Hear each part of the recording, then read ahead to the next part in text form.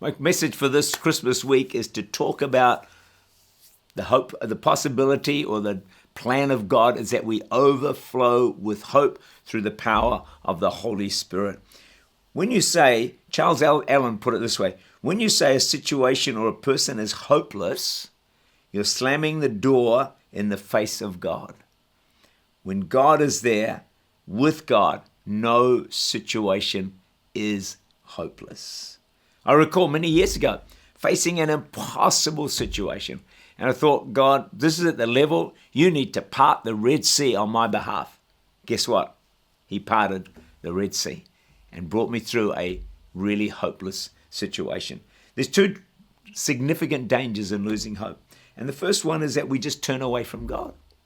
What happens, I find, is that, Christians lose hope for a breakthrough, lose hope for healing, lose hope of ongoing struggles being resolved and being sorted out. There's a great danger that we walk away from God. Please don't do that, because that is never the answer.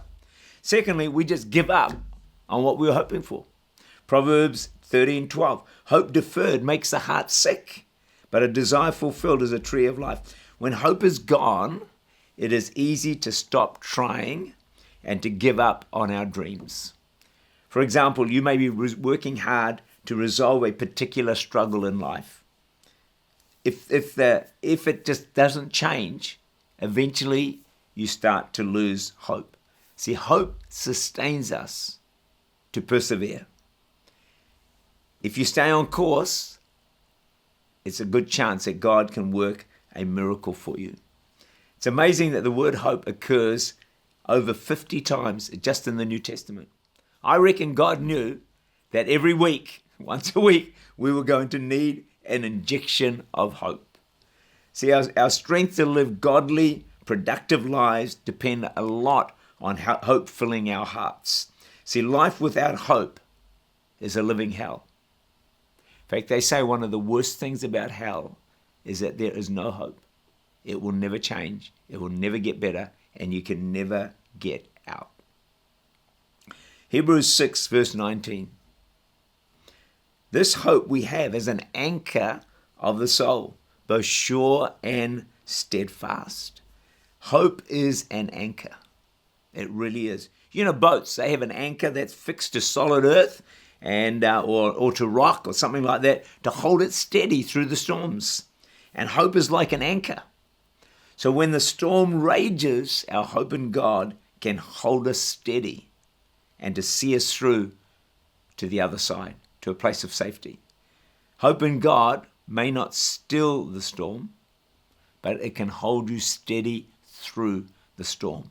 We all need a lot of hope. Christmas reminds us of Jesus, the greatest hope of all. And in Jesus is the power for lives, your life, my life, to be changed and transformed.